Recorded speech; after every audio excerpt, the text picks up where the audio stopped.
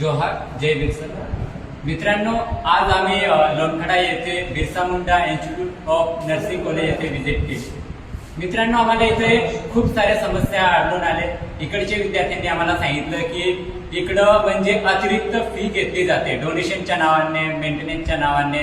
म्हणजे विद्यार्थ्यांकडनं 10-15,000 50,000 पर्यंत हे घेत आहे डोनेशनच्या नावावर.